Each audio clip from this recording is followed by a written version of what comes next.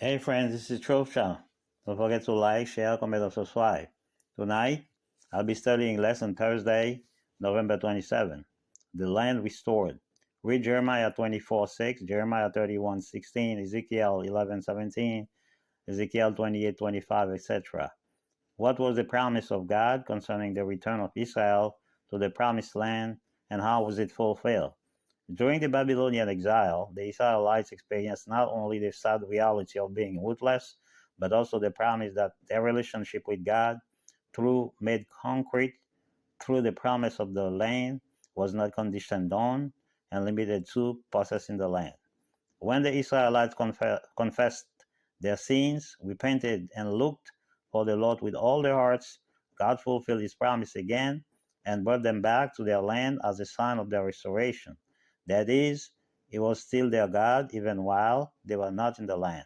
However, as the promise that Israel would possess the land forever was conditional, according to Deuteronomy 28:63-64, Joshua 23:13-15, 1 King 9:7, so was the promise to resettle and make Israel prosper in the land after the exile.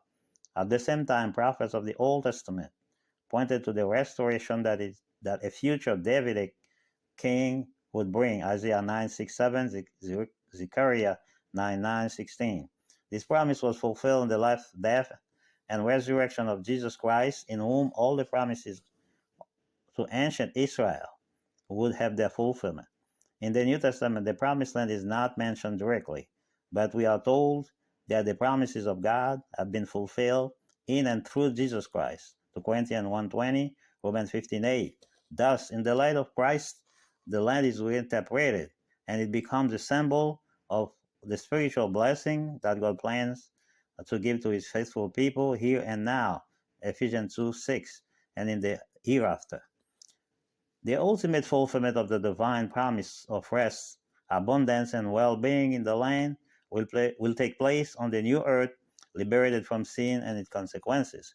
In that sense, as Christians, our hope is based on Christ's promise that he will return and after a 1,000-year period in heaven, establish his eternal kingdom on the earth made new. This will be the ultimate fulfillment of all the promises about the land. Read John 14:1-3, Titus 2:13, and Revelation 21. What ultimate hope is found for us here in these verses, and what does the death of Jesus Christ guarantee us the fulfillment of his hope? May God bless. Don't forget to like, share, comment, or subscribe. This is Truth Channel.